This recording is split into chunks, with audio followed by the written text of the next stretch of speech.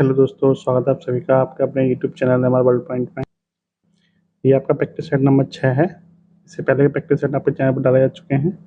यदि आपने अभी तक नहीं देखे देख लीजिए।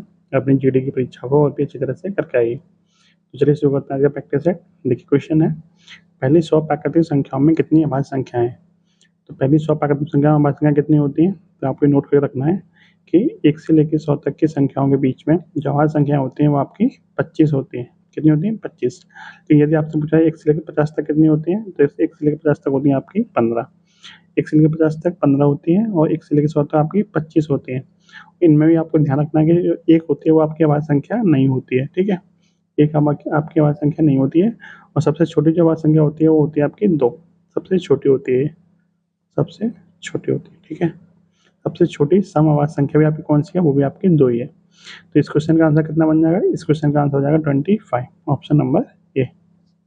इसको देखिए, निम्न को हल करें। देखिए आपको सरलीकरण का क्वेश्चन दिया हुआ है। इसको सॉल्व कैसे करते हैं? तो बोर्ड मास के नियम के हिसाब से सॉल्व करते हैं। बोर्ड मास के नियम के हिसाब से इसको सॉल्व करते हैं। सबसे पहले ब्रैकेट को सॉल्व करेंगे। ब्रैकेट में भी देखिए, आपको नए पेज पर समझाता हूँ मैं आपको। देखिए यहाँ देखिए, बोर्ड मास का नियम क्या होता है। सबसे पहले हम ब्रैकेट को सॉल्व करते हैं। ब्रैकेट में भी आपके 4 प्रकार के ब्रैकेट होते हैं। ठीक है, कौन कौन से होते हैं 4 प्रकार के? सबसे पहले होता है रेखा कोष्ठक, जो इस तरह से होता है। फिर छोटा कोष्ठक, फिर मंझला और फिर आपका बड़ा कोष्ठक। इसी क्रम में कोष्ठक को सॉल्व करना होता है। फिर आता है ओ का नंबर। ओ मतलब ऑफ, ऑफ का मतलब होता है का, और का मतलब क्या होता है? गुणा। ठीक है, और डी का मतलब डिवाइड, एम का मल्टीप्लाई, ए का ऐड और एस का सब्ट्रैक्ट यानी घटाओ। इस क्रम में समीकरण को सॉल्व करना होता है। ठीक है, ये वाला जो का है और ये वाला जो गुणा है, ठीक है, ये वाला जो गुणा, ये दोनों अलग अलग है। यदि आपको का दे रखा हो, गुणा दे रखा हो, तो पहले हम का वाले को सॉल्व करेंगे, गुणा को हम बाद में सॉल्व करेंगे। ठीक है, इसी क्रम में सॉल्व करना है। अब अपने सवाल पे आते हैं। देखिए यहाँ पे आपका का तो दे नहीं रखा, ब्रैकेट दे रखे हैं हमको। सबसे पहले किस ब्रैकेट का नंबर आएगा? रेखा कोष्ठक का। रेखा कोष्ठक इसमें है तो नहीं है।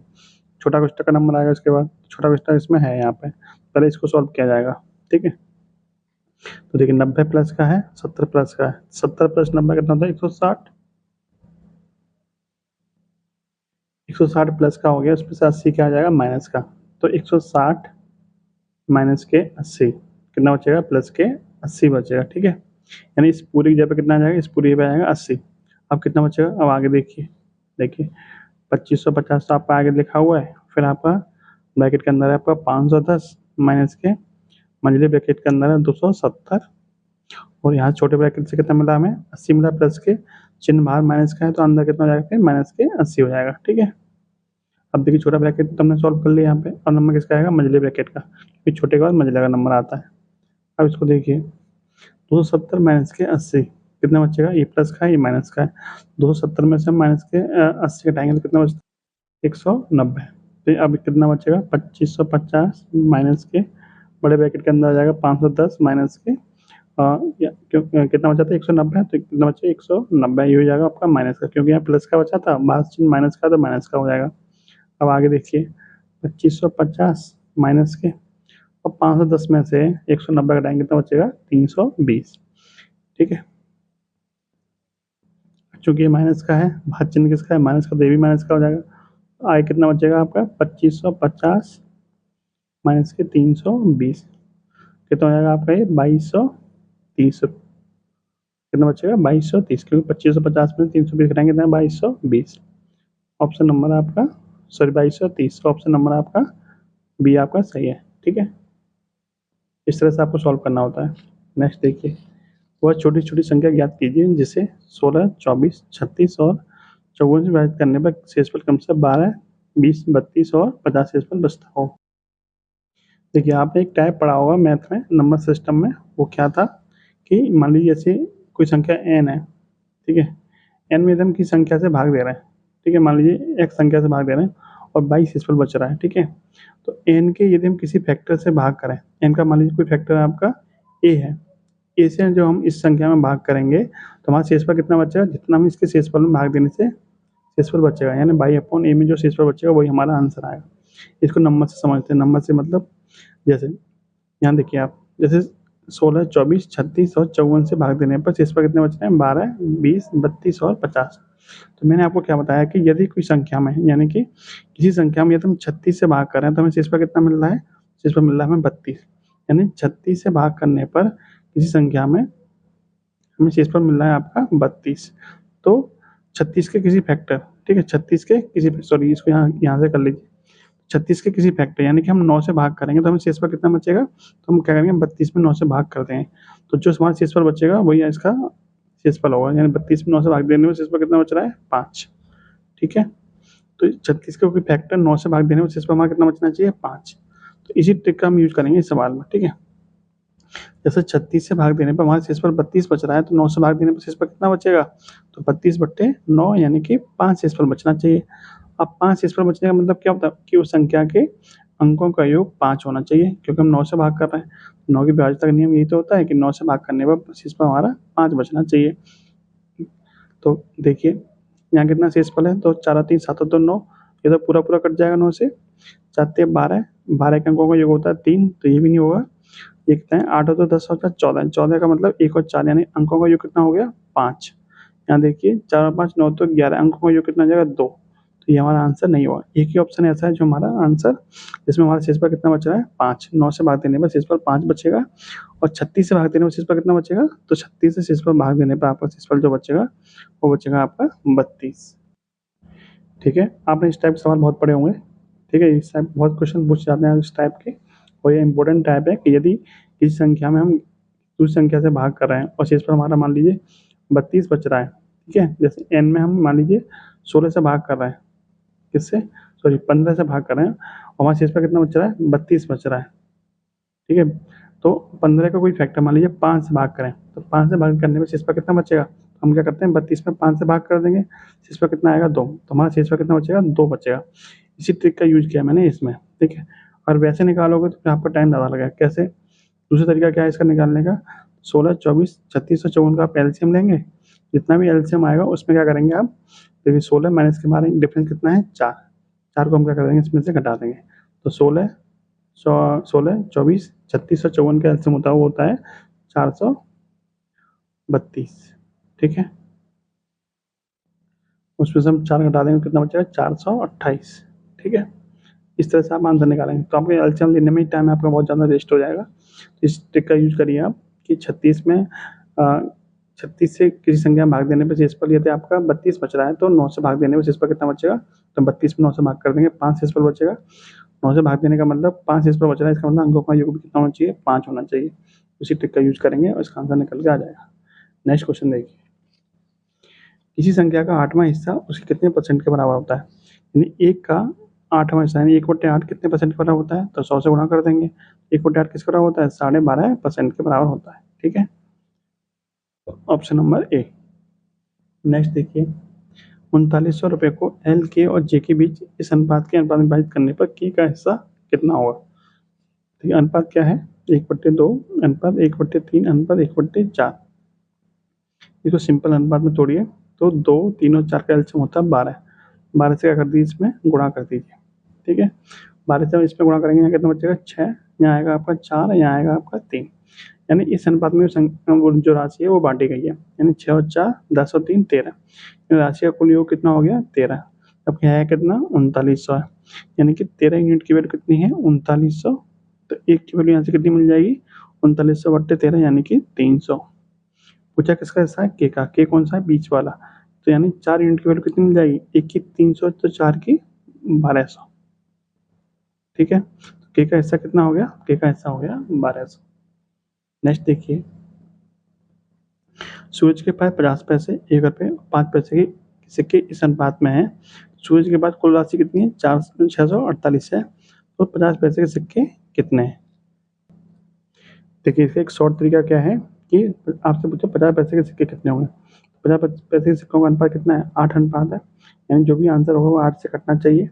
तो देखिए 60 8 से नहीं कटता, 84 भी 8 से नहीं कटता, और 108 भी 8 से नहीं कटता। एक ही ऑप्शन ऐसा है जो आपका 8 से कट रहा है, यही आपका क्या बनेगा राइट आंसर। इसका दूसरा तरीका क्या है वो भी देख लीजिए। देखिए सिक्के वाले सवाल में हम क्या करते हैं, यदि हमें राशि दे रखी होती है तो हम सब चीज़ों को राशि में चेंज करते हैं। यदि यहाँ पे सिक्के दे रखे होते हैं तो हम पूरा कैलकुलेशन हम सिक्के के रूप में ही चेंज कर लेते हैं। आपके पास सिक्के कौन कौन से हैं 50 पैसे के 1 रुपये के और 5 रुपये के। ठीक है, 50 पैसे 1 रुपये और 5 रुपये के।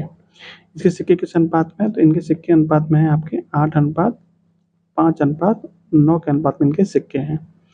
अब जरा ये बताइए कि 50 पैसा का मान लीजिए एक सिक्का है तो उसका मूल्य कितना होगा, तो उसका मूल्य होगा 1/2 रुपये। तो हम रुपये में क्यों चेंज करें, क्योंकि हमारी वैल्यू जो दे रखी है वो रुपये में दे रखी है। 1 रुपये का एक सिक्का तो उसका मूल्य आपका 1 रुपये ही होगा। 5 रुपये एक सिक्का है तो उसका मूल्य 5 रुपये ही होगा। अब देखिए एक सिक्के का मूल्य 1/2 रुपये है 50 पैसे के, तो 8 सिक्के का मूल्य कितना हो जाएगा, 8 गुणा 1/2, 8 1/2 गुणा 8, ठीक है। ऐसे ही 1 रुपये के एक सिक्के का मूल्य 1 रुपये है तो 5 सिक्कों का मूल्य कितना हो जाएगा, तो 1 गुणा 5, ऐसे ही 5 गुणा 9। तो कुल मिला के मूल्य कितना हो गया, तो कुल मिला के जो मूल्य हो गया आपका 2 से कटेगा आपका 4 बार, और 4 + 5 + 9 पंजे 45, ठीक है। कुल मिला के जो आपका मूल्य हो गया वो हो गया आपका 45 से 5 50 और 4 54। कुल मिला के आपका मूल्य हो गया 54, जो किसके बराबर है, जो आपका दे रखा है 648 के बराबर। पूछा क्या है, 50 पैसे के सिक्के का, 50 पैसे के सिक्के कितने हैं, यानी आपको 8 यूनिट की वैल्यू पूछी है। 54 की वैल्यू कितनी है, 648, तो 8 की वैल्यू कितनी हो जाएगी, 8 की वैल्यू हो जाएगी आपकी 648 बटे में 54 गुणा 8, ठीक है। इसको सॉल्व करिए, 9 से कटेगा 6 बार, 9 से कटेगा आपका 9 7 63, 9 दूनी 18, 6 से कटेगा आपका 12 बार, और 12 8 96। कितना आंसर आएगा आपका 96, ऑप्शन नंबर ए, जो कि मैंने आपको पहले शॉर्ट ट्रिक से बता दिया था, ठीक है। बाई चांस मान लीजिए 2 ऑप्शन ऐसे होते हैं जो आपके 8 से कट रहे हैं, तो आपको फिर दूसरा तरीका ही अपनाना होता है। नेक्स्ट क्वेश्चन देखिए, 110 मीटर लंबी ट्रेन किसी खंभे को 12 सेकंड में पार कर लेती है, ट्रेन की गति किलोमीटर प्रति घंटा में क्या होगी। तो ट्रेन की गति कैसे निकालते हैं, खंभे को पार कर रही है, इसका मतलब अपनी लंबाई के बराबर दूरी चल रही होगी, तो 4 बराबर क्या होता है, दूरी बट्टे समय, यानी कि 4 यानी स्पीड बराबर दूरी बट्टे समय। दूरी कितनी है 110 मीटर, समय कितना ले रहा है 12 सेकंड का, क्योंकि ये मीटर में है सेकंड में, हमें चाहिए किसमें, किलोमीटर प्रति घंटे में। तो 18/5 से हम क्या कर देंगे गुणा, ठीक है। सॉल्व करिए तो देखिए 6 से 2 बार, 6 से 3 बार, ठीक है, और 5 से कटेगा आपका 22 बार, 2 से कटेगा आपका 11 बार, 11 तिया 33, यानी कि 33 किलोमीटर प्रति घंटा क्या आ जाएगी उसकी 4 निकल के आ जाएगी, ऑप्शन नंबर ए, ठीक है।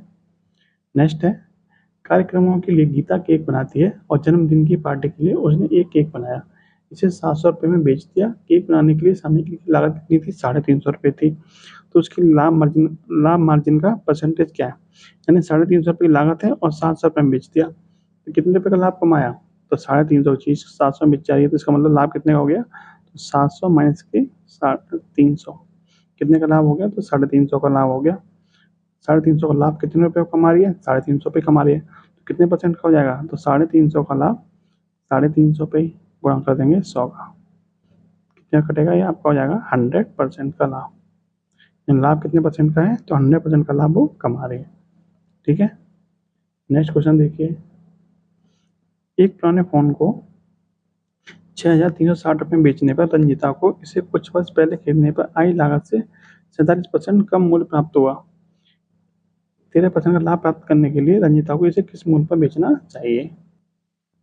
देखिए मान लीजिए कि जो हमारी पुरानी लागत थी, जो मूल लागत थी वो कितनी थी, x रुपये थी, x की कीमत से कितना परसेंट कम पे बेचा गया, 47% कम पे बेचा गया, इसका मतलब x का 53% पे बेचा गया होगा, जो किसके बराबर दे रखा है 6360।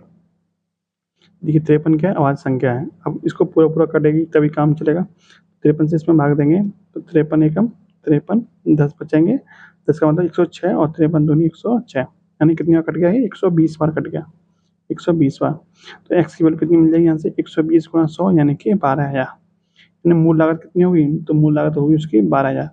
अब 12,000 वाली चीज़ को 13% लाभ पर बेचना चाह रहा है, तो कितने बेचेगा, तो 12,000 का आप कितना परसेंट निकाल दीजिए, डायरेक्ट 113% निकाल दीजिए, विक्रय मूल्य चाहिए तो।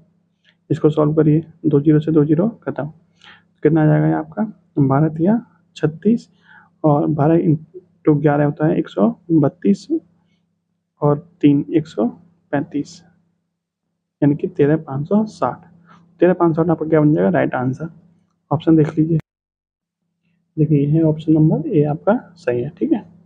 नेक्स्ट है, 65 रुपये में सूचीबद्ध की गई एक वस्तु को 2 क्रमिक छूटों के बाद 56.16 में खरीदा गया था, इनमें से पहली छूट कितनी थी, पहली छूट थी 10% की, दूसरी छूट बताइए।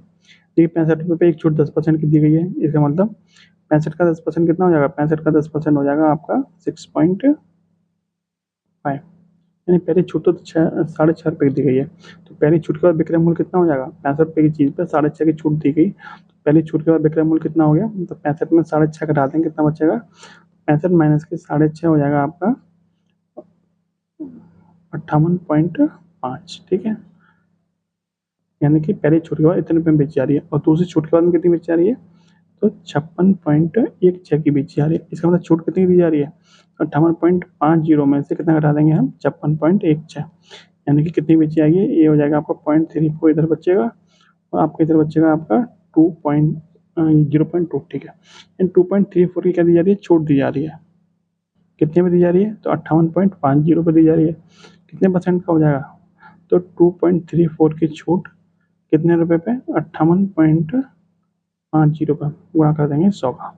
देखिए देखिए इसको आप मान लीजिए 50, इसको मान लीजिए 2, तो 2/50 यानी 1/25, 25 से कटेगा आपका 4 बार, यानी आपका लगभग लगभग 4% आंसर आना चाहिए।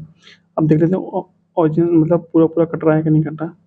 तो देखिए 25 से 25 दूनी 50 और 25 चौका 100, 25 से 75, यानी कि 7.5 8, यानी पूरा पूरा कितने का कट रहा है आपका, 25 बार ही कट रहा है। ठीक है, 25 से कितने का कटेगा, ये 4 बार, यानी आपका जो आंसर आएगा वो कितना आएगा, 4%। Option number D. तो क्या काट पीट करेंगे आपका कट जाएगा। ठीक है, और नहीं तो आप लगभग में आंसर निकालेंगे तभी आपका 4 के आसपास ही आंसर आएगा। ठीक है, ऑप्शन नंबर डी आपका सही है। नेक्स्ट देखिए, नेक्स्ट क्वेश्चन क्या कह रहा है, एक कक्षा के 3 छात्रों के एक परीक्षा में औसत अंक कितने हैं, 25 में से 18 हैं। दो नए विद्यार्थी परीक्षा देते हैं और वो न्यूनतम अंक कितने हैं जो एक नए छात्र द्वारा प्राप्त किए जा सकते हैं, और यह अन्य छात्रों से कम हो तथा 5 छात्रों का कुल औसत बढ़कर 20 पहुंच जाए। देखिए शुरू में 3 छात्र थे, उनका औसत कितना था, तो 3 छात्रों का औसत था आपका 18, तो 18 थी 54, यानी कुल योग कितना हो गया, 54 हो गया।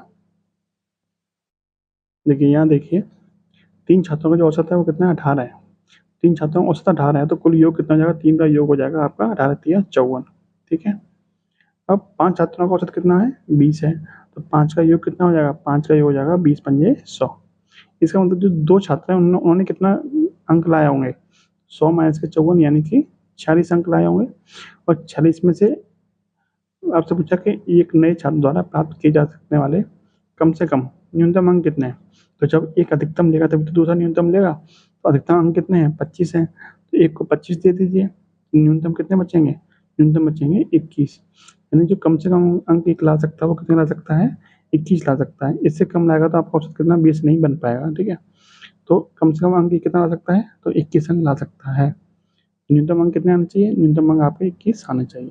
ठीक है, नेक्स्ट है 5 लोगों के समूह में पहले 3 और अंतिम 2 की आयु के औसत का अंतर कितना है, 9:7 है। यदि उनकी आयु के औसत का अंतर कितना है, 12 है, तो 5 लोगों की औसत आयु कितनी है।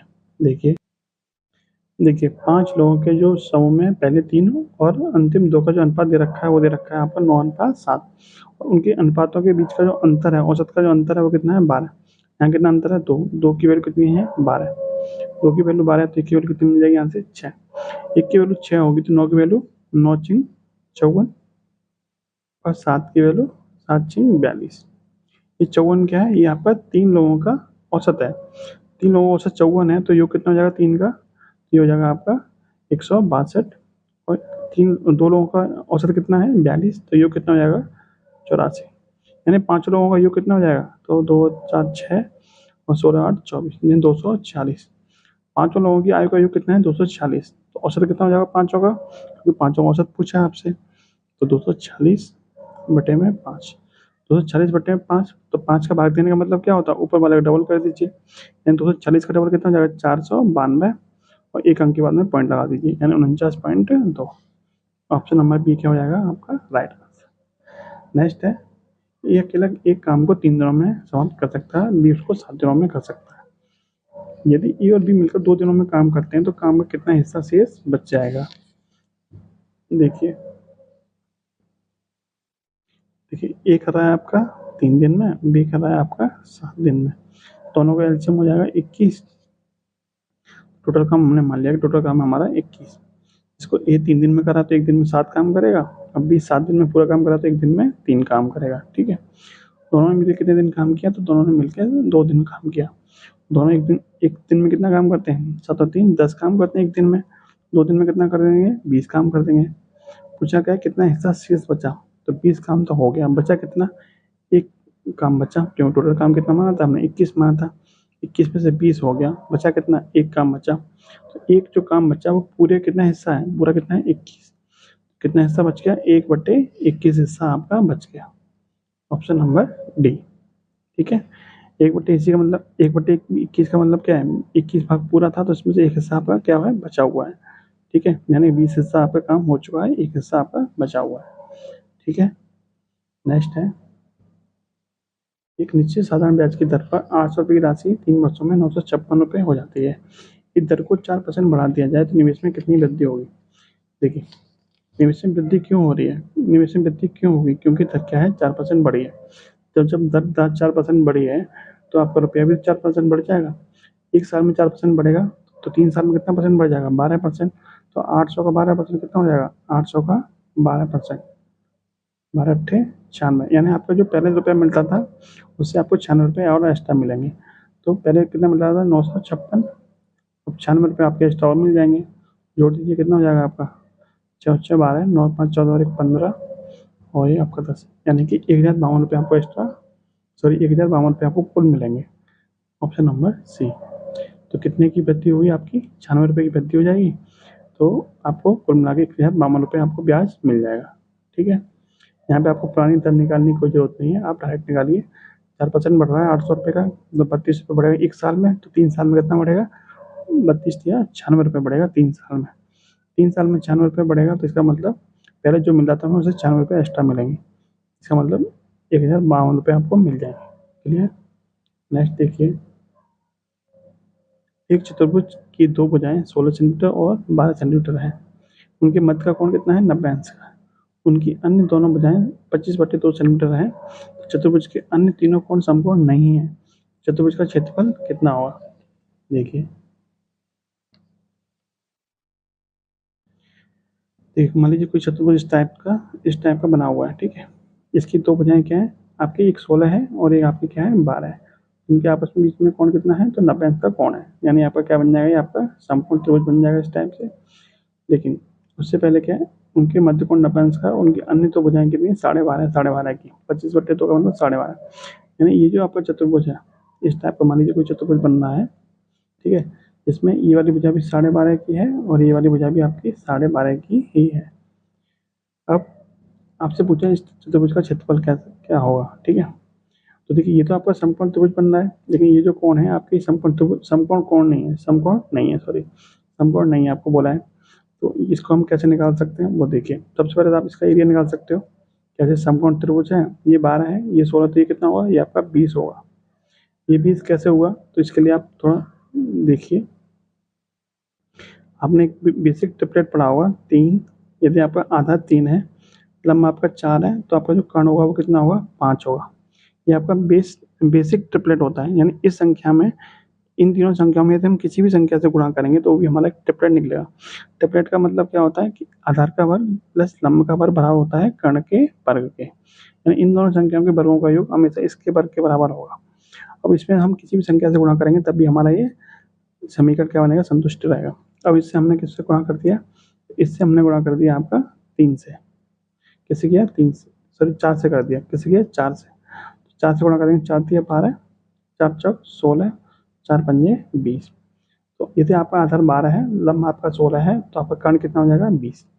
आधार आपका 12 है, लम्ब आपका 16 है, तो आपका कर्ण कितना होगा 20, ठीक है। इसी चीज़ का यूज करके मैंने आपको 20 निकाल कर रख दिया है, ठीक है। दूसरा तरीका क्या है इसका निकालने का 20 का, तो कर्ण का वर्ग कर्ण कैसे निकालते हैं, आधार का वर्ग प्लस लंब का वर्ग और दोनों का वर्गमूल, ठीक है। उससे भी आप निकाल सकते हैं पाइथागोरस प्रमेय का प्रयोग करके। तो यदि आपको ये पता है तो आप इसको बिना उसका यूज करे भी निकाल सकते हैं।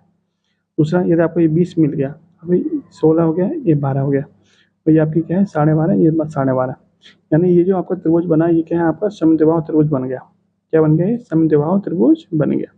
अब समद्विबाहु त्रिभुज में क्या होता है, यदि हम इसके शीर्ष से सामने वाले भुजा पर लंब डाल दें, क्या डाल दें, लंब डाल दें। समद्विबाहु त्रिभुज में यदि हम शीर्ष से सामने वाली भुजा पर लंब डाल दें तो हमारा क्या बनेगा, ये सामने वाली भुजा को दो समान भागों में विभाजित कर देगा, दो समान भागों में विभाजित कर देगा। ये क्या है, एक थ्योरम है, ठीक है। तो ये आपको पता होना चाहिए कि यदि हम समद्विबाहु त्रिभुज में यदि हम शीर्ष से सामने वाली भुजा पर लंब डाल दें तो सामने वाली भुजा का समद्विभाजक बन जाता है, ठीक है। इसका मतलब ये पूरी भुजा 20 थी तो हमारी भुजा कितनी बन जाएगी, ये भुजा बन जाएगी हमारी 10, ठीक है।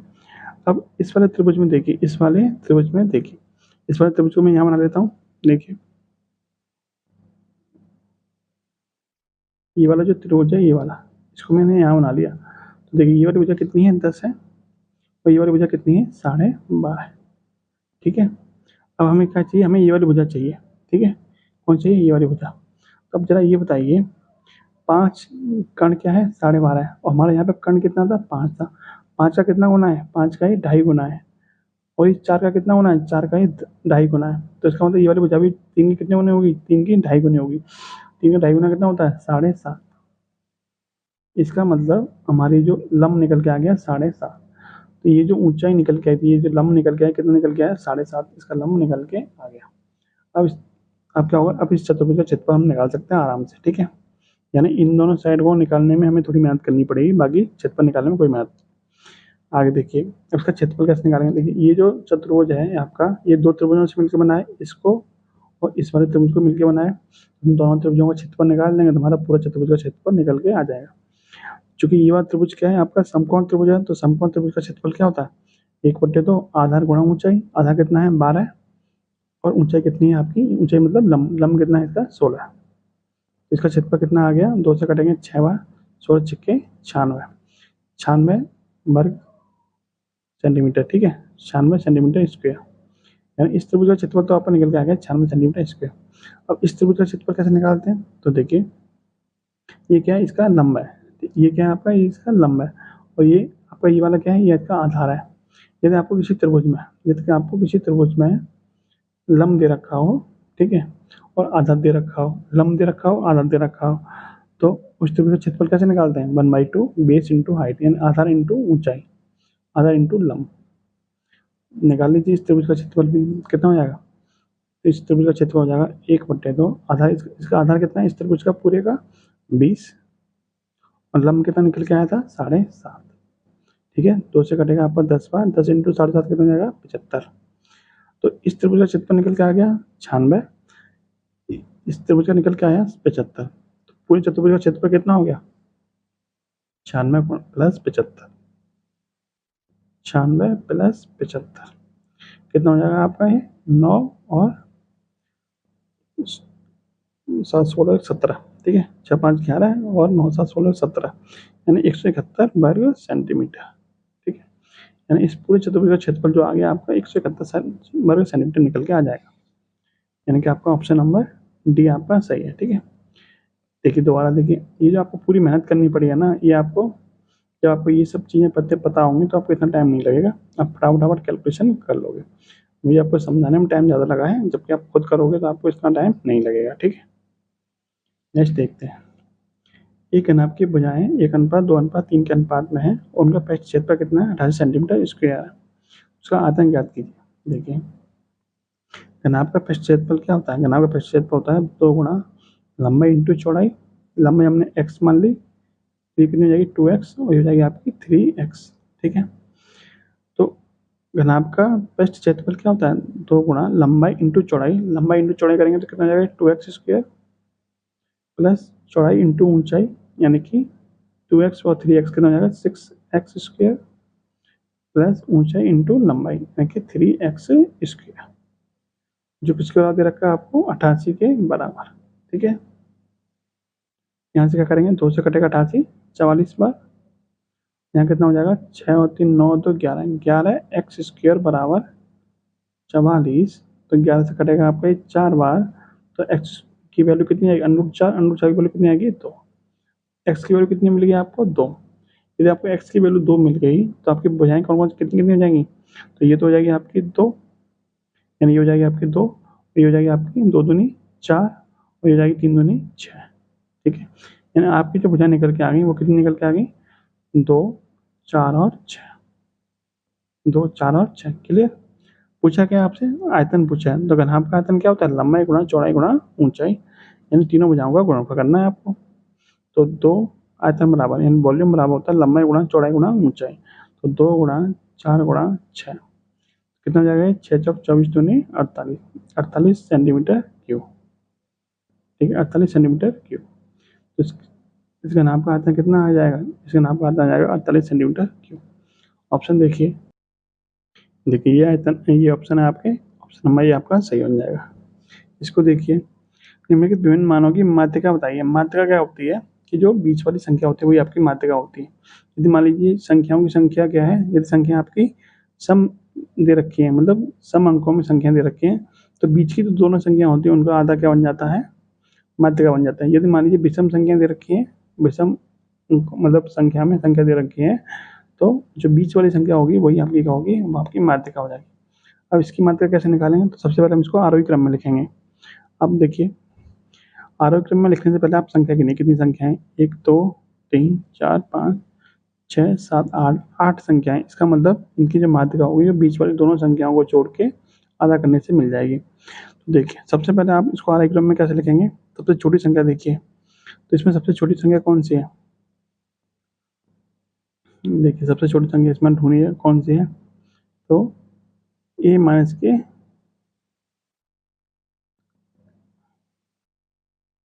3.5, सबसे पहले आएगा आपका a माइनस के 3.5, फिर आएगा आपका a माइनस के 3, फिर आएगा आपका 3 के बाद में क्या है आपका माइनस के 2.5, a माइनस के 2.5, फिर आएगा आपका a माइनस के 0.5।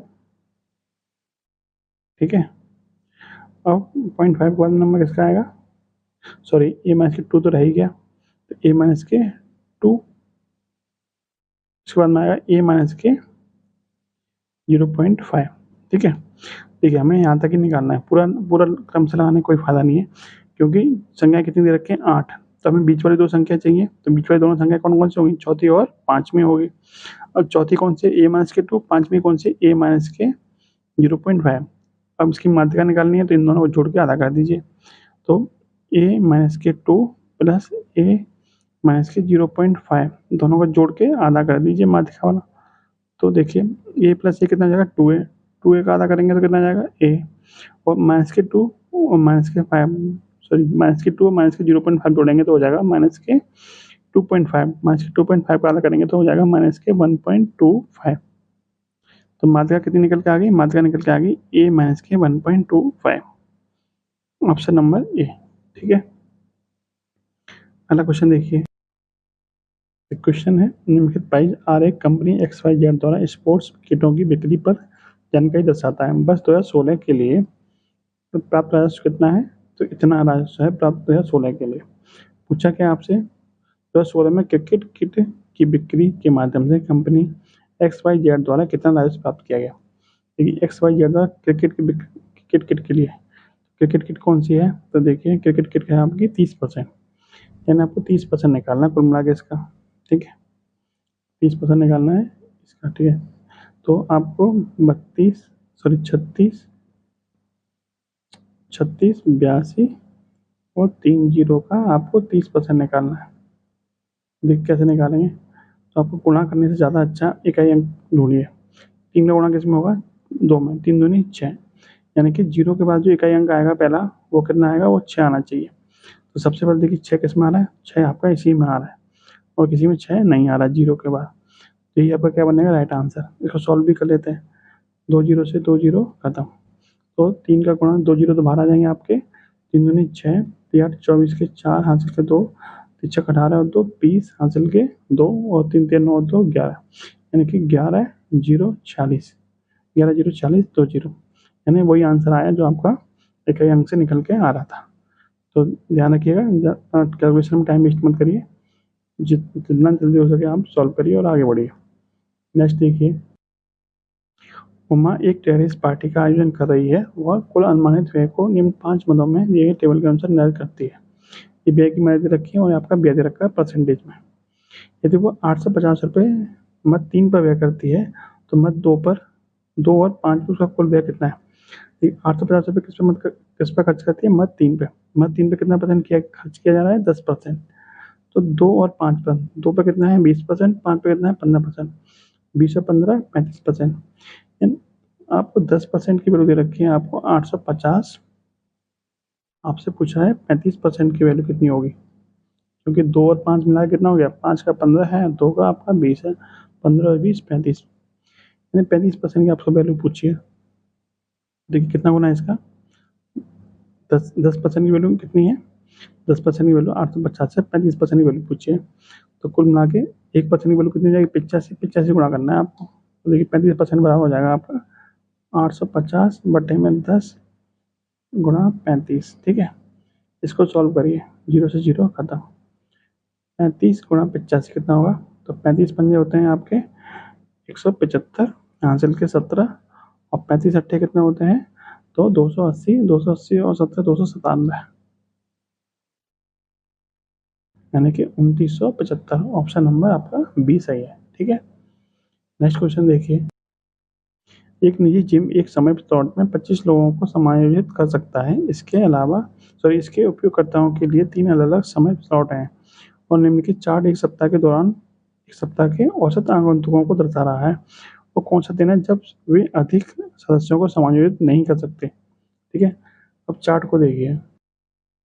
देखिए ये चार्ट है। ठीक है, आपसे बोला कि वो सप्ताह का कौन सा दिन है जब वो अधिक मेंबरों को समायोजित नहीं किया जा सकता। अधिकतम वो कितने लोगों में समायोजित कर सकता है? तो हर स्लॉट में 25 मेंबर को समायोजित कर सकता है। तो सप्ताह का वो कौन सा दिन है जब वो और मेंबर को समायोजित नहीं कर सकता, एडजस्ट नहीं कर सकता? तो देखिए शुक्रवार में देखिए, शुक्रवार मतलब फ्राइडे। फ्राइडे में आपका क्या है? ये 20-20 मेंबर है, इसका मतलब मैक्सिमम आपका 25 तक जा सकता है। इसका मतलब इसमें और मेंबर आ सकते हैं। रविवार में देखिए, संडे को क्या है? 25-25 मेंबर सब में है, तीनों स्लॉट में आपके 25-25 मेंबर हैं। इसका मतलब अब इसमें और मेंबर नहीं आ सकते। ठीक है, क्योंकि मैक्सिमम आपके 25 तक जा सकते हैं जो क्वेश्चन में बोला है। तो ये ऑप्शन नंबर बी क्या बन जाएगा आपका राइट आंसर। ये था आपका प्रैक्टिस सेट नंबर 6। वीडियो आपको कैसी लगी कमेंट बॉक्स में जरूर बताना। यदि आपको किसी काम आई हो तो आप लाइक शेयर भी कर सकते हो। जय हिंद, जय भारत।